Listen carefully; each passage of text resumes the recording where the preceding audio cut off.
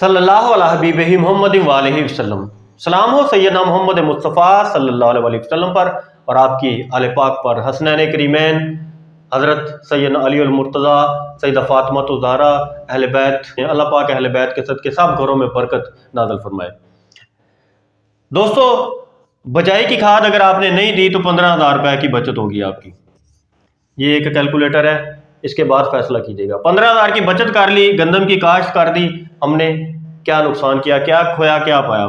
हमारी औसत अगर बजाई की खाद देते हैं और मुतवाज़न खाद देते हैं, जो हमारा खादों का शेड्यूल है 70 से 80 मन एक्सपेक्टेड होती है, 60 मन की औसत मैं लगा देता हूँ।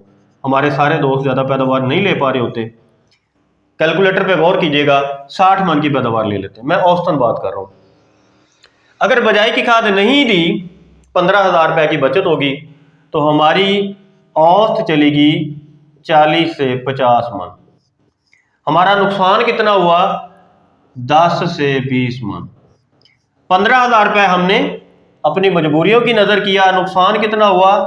40,000 से 90,000, यानी 45,000 या 40,000 से 90,000, 1 लाख रुपए का नुकसान हमने 1 एकड़ में कर लिया। गौर किया आपने मेरी बात पे? तो बजाई की खाद छोड़ेंगे या देंगे?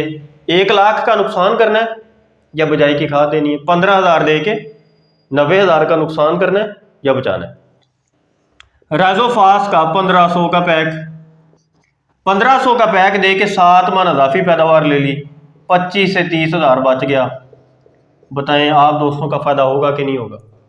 ये कैलकुलेटर है कुछ दोस्तों के लिए, मैंने ये इसलिए किया है कि आजकल एक रौला पड़ा हुआ है हर चैनल पे, खादें महंगी हैं, बजाई की खाद नहीं दे सकते तो चले ना दें, कोई बात नहीं है, गुजारा हो जाएगा, ठेके बहुत बढ़ गए हैं, खादें बहुत महंगी हैं, चले इस तरह गुजारा कर लें। गुजारा नहीं करना, प्लान के साथ चलना है, आपका नुकसान हो जाएगा। 1 लाख रुपये ठेका इस गंदम ने निकालना है और फिर राजोफास ने 25 से 30,000 आपको देना है। और फिर अगर आप 70 से 80 मन पैदावार ले लेते हैं और आप 10 से 12 एकड़ के जिम्मेदार हैं, तो एक बच्चे की शादी भी हो जाएगी। लिहाजा बजाई की खाद पर कोताही आपके बच्चे की शादी से भी आपको महरूम करेगी, ज़मीन का ठेका भी नहीं दे सकेंगे, मकरूज हो जाएंगे। ये चीज़ें गौर करने वाली हैं। अल्लाह ताला आपका हामी नासर हो। शुक्रिया अहसान, शुक्रिया पाकिस्तान, वस्सलाम।